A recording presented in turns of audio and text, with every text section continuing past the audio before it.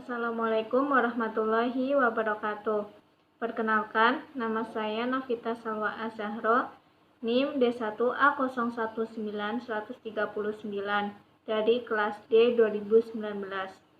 Saya di sini akan menjelaskan materi tentang ukuran pemusatan guna untuk memenuhi tugas praktikum statistika. Nah, sekarang kita simak sama-sama ya teman-teman, yaitu ukuran pemusatan.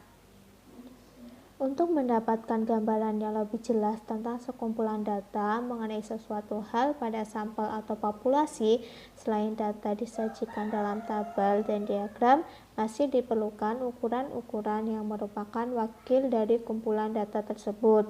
Ukuran dari sekumpulan data itu adalah rata-rata, modus, median, kuartil, desil, dan persentil. Ukuran tersebut dapat berupa data yang tidak berkelompok atau berkelompok. Data tidak berkelompok adalah kumpulan data yang tidak dibuat dalam tabel pada kelas-kelas tertentu, sedangkan data berkelompok adalah kumpulan data yang sudah disusun dalam tabel distribusi frekuensi. Nah, sekarang langsung pada rata-rata ya. Nilai rata-rata didapatkan dengan menjumlahkan semua data dibagi dengan banyaknya data sampel. Rumusnya seperti itu ya teman-teman. Nah, untuk contoh soalnya itu didapatkan data 150, 156, 165, 162, dan 168. Maka nilai rata-ratanya yaitu jumlah dari 150 ditambah 156 ditambah 165 ditambah 162 ditambah 168, kemudian dibagi dengan 5 karena data tersebut itu ada 5. Jadi nilai rata-ratanya yaitu 160,2. Selanjutnya yaitu ada modus. Modus menyatakan fenomena yang banyak terjadi atau paling banyak didapat, disingkat dengan MO. Tidak semua kumpulan data mempunyai modus. Bila dalam kumpulan data pemunculannya sama semua, maka tidak ada modusnya. Nah, untuk contoh soalnya yaitu terdapat data 10, 10, 10, 11, 12, 14, 15, dan 16. Jadi nilai modusnya itu 10 karena nilai 10 itu muncul sebanyak 3 kali. Untuk yang kedua yaitu terdapat data 10, 10, 11, 12, 14, 14, 15, dan 16. Jadi data yang didapatkan yaitu nilai modusnya adalah 10 dan 14 karena nilai 10 dan 14 muncul sebanyak 2 kali. Nah, selanjutnya yaitu median. Median merupakan nilai sentral dari distribusi frekuensi. Secara teoritis, median membagi data hasil pengamatan menjadi 2 bagian yang sama banyaknya. Untuk sampel berjumlah ganjil setelah data disusun menurut urutan nilai, maka median sama dengan data yang terletak di tengah. Untuk sampel berjumlah genap setelah data disusun menurut urutan nilai, maka median sama dengan rata-rata hitung 2 data tengah. Rumusnya yaitu median sama dengan jumlah dari data tersebut, jumlah sampel maksudnya, ditambah 1 lalu dibagi 2. Contoh soalnya yaitu didapatkan data 149, 151, 162, 165, 167, 171, 172, 174, dan 176. Jadi mediannya yaitu terdapat di 167 karena data tersebut ada 9. Jadi data 167 yaitu terdapat di urutan kelima. Nah, selanjutnya yaitu didapatkan data 149, 151, 162, 165, 167, 172, dan 174. Jadi medianya itu ada 165 ditambah 167 dibagi 2. Kenapa 165 dan 167? Karena data 165 dan 167 ada di tengah. Jadi dua data tersebut itu dijumlahkan lalu dibagi 2 dan hasilnya yaitu 166. Nah, yang berikutnya yaitu kuartil. Kuartil adalah sekumpulan data dibagi menjadi 4 bagian yang sama banyak setelah data disusun menurut urutan nilai. Rumusnya yaitu KI sama dengan I dikali N plus 1 dibagi 4. Nah, I-nya tersebut yaitu merupakan posisi dari data yang akan dicari. Nah, untuk N yaitu merupakan banyaknya data. Nah, sekarang langsung ke contoh soal. Misal, datanya itu 75, 52, 60, 82, 64, 56, 86, 66, 57, dan 70. Nah, jumlah sampel banyaknya data nih, yaitu ada 10 data.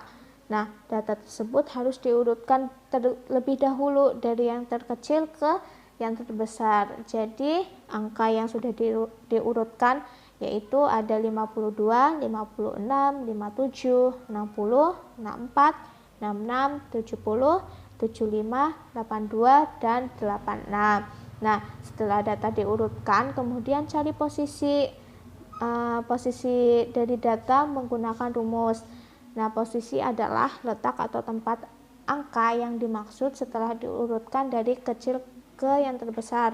Misalkan nih akan dicari kuartil ke-1, jadi yaitu bagian ke-1, maka posisi kuartil pertama yaitu 1 dikalikan dengan jumlah 10 ditambah 1 lalu dibagi dengan 4. Nah, hasilnya itu ada 2,75. Nah, dari data 2,75 tersebut terletak di posisi antara urutan kedua dan 3, yaitu antara 56 dan 57. Jadi K pertama sama dengan 56 ditambah 0,75 dikali dengan 57 yang dikurangi dengan 56. Nah, dari angka jumlah untuk yang 0,75 tersebut didapat dari posisi K1 yang pertama yaitu 2,75. Tapi yang diambil hanya dari belakang 0, jadi hasil dari data tersebut yaitu 56,75. Nah, selanjutnya ada desil. Desil adalah sekumpulan data yang sudah urut dibagi menjadi 10 bagian sama. Nah, rumusnya itu DI sama dengan I plus N plus DI sama dengan I dikali dari N plus 1 lalu dibagi dengan 10. Nah, langsung ke contoh soal ya. Nah, ini itu data seperti yang di awal ya, dari yang kuartil. Nah, data yang sudah diurutkan yaitu 52, 56, 57, 60, 64, 66, 70, 75, 82, dan 86. Nah, misal nih mau dicari posisi dari desil keempat. Nah, posisinya itu kita cari dengan rumus tadi, jadinya 4 dikali dengan 10 plus 1. Oh ya, itu 10-nya karena banyaknya data ya, yaitu ada 10 data. Jadi ditambah dengan 1 lalu dibagi dengan 10. Nah, hasilnya 4,40. Nah, posisinya yaitu posisi 4,4. Nah, dicari pada data yang sudah diurutkan. Nilainya yaitu di antara 60 sampai 64. Karena nilai 60 ke 64 kan 60 itu posisi keempat dan 64 itu di posisi kelima. Jadi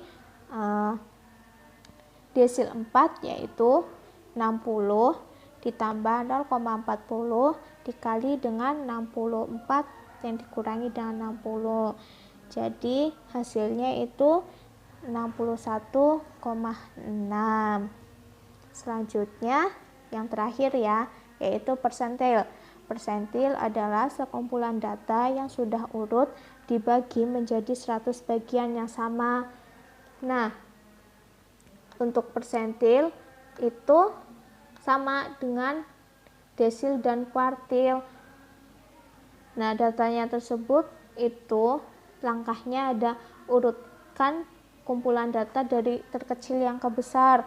Nah, misalkan kayak tadi tuh data ada 10 data, misalkan acak itu datanya diurutkan terlebih dahulu dari yang terkecil ke yang terbesar. Kemudian setelah urut dicari posisi menggunakan rumus dari persentil tersebut. Nah, setelah posisi yang akan ditentukan nilai angka yang dimaksud, yaitu pada kisaran dari nilai yang sudah didapat. Nah, kan udah tuh setelah posisi diketahui, hitung sesuai dengan pertanyaannya, mau dicari posisi persentil keberapa. Nah, itu dia penjelasan dari saya. Semoga bermanfaat ya teman-teman. Sekian, wassalamualaikum warahmatullahi wabarakatuh. Terima kasih.